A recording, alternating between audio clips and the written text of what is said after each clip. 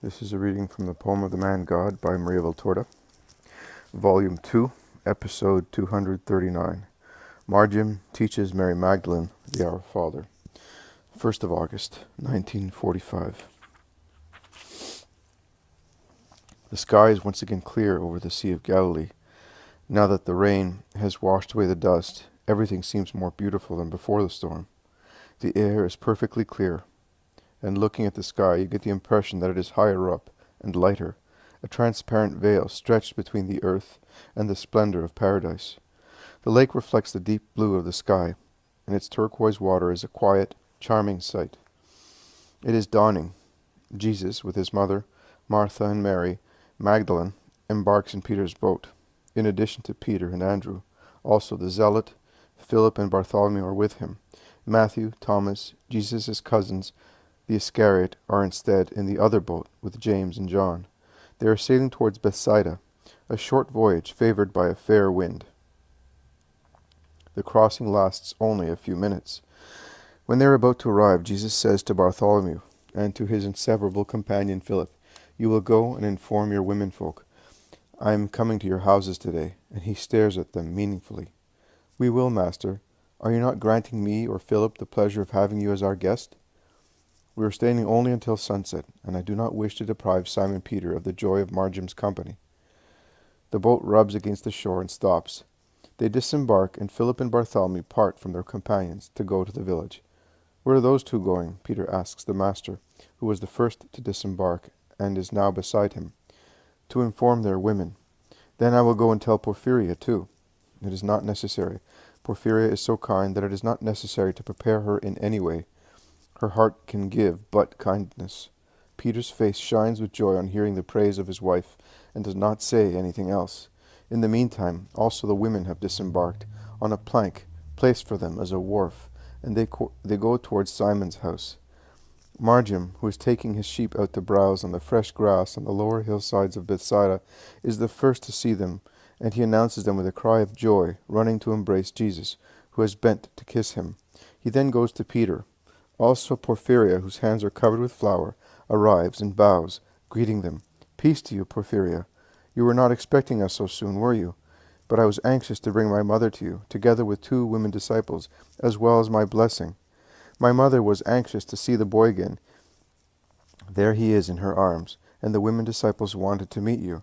This is Simon's wife, the good and silent disciple, more active in her obedience than many others. And these are Martha and Mary from Bethany, 2 sisters. Love one another. Those you bring to me are dearer to me than my own blood, Master. Come, my house is more beautiful every time you set foot in it." Mary approaches Porphyria smiling, and embraces her, saying, "I see that you're really a loving mother. The boy is already much better, and is happy. Thank you. Oh, blessed woman, above every other woman. I know that it was because of you that I had the joy of being called mother, and you must know that I will never grieve you by not living up to that privilege. Come in with the sisters." Marjiam looks at Magdalene curiously. Many thoughts must be crossing his mind. At last he says, "But you were not at Bethany." "No, I was not, but I shall always be there from now on," says the Magdalene, blushing and smiling faintly. She caresses the boy, saying, "Even if we have just met, do you love me?"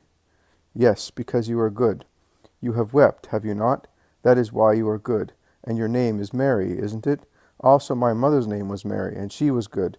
Every woman whose name is Mary is good.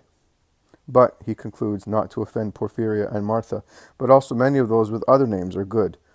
What was your mother's name?" "Eucharia.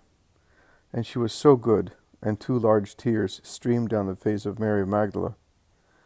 "Are you weeping because she is dead?" asks the boy, and he caresses her beautiful hands, which she has crossed on her dark dress, which is obviously one of Martha's, adapted for her, because its hem has been let down, and he adds, "You must not weep.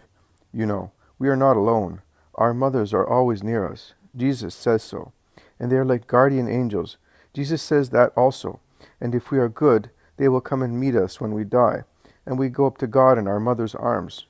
It is true, you know. He said so." Mary Magdalene clasps her little consoler in her arms and kisses him, saying, "Then pray that I may become good." "But are you not already?" Only those who are good go with Jesus, and if one is not completely good, one becomes good, in order to become a disciple of Jesus, because you cannot teach what you do not know. We cannot say, forgive, if we do not forgive first. Neither can we say, you must love your neighbor, if we do not love him first. Do you know Jesus' prayer? No, I don't. Of course, you have been with him only a short time. It is so beautiful, you know. It mentions all these things. Listen how beautiful it is. And Marjiam slowly says the Our Father with deep sentiment and faith. How well you know it, says Mary of Magdala admiringly. My mother taught me it by night, and Jesus' mother by day. If you wish so, I will teach you it. Do you wish to come with me? The sheep are bleating. They are hungry. I am going to take them to the pasture. Come with me. I will teach you how to pray, and you will become thoroughly good. And he takes her by the hand. But I do not know whether the master wants. Go, by all means, Mary. You have an innocent child as a friend, and some little lambs. You may go tranquilly. Mary of Magdala goes out with the boy, and she can be seen going away preceded by 3 sheep. Jesus is looking on, and the others too. My poor sister, exclaims Martha. Do not pity her. She is a flower straightening its stem after a storm. Can you hear her? She is laughing. Innocence is always a consolation.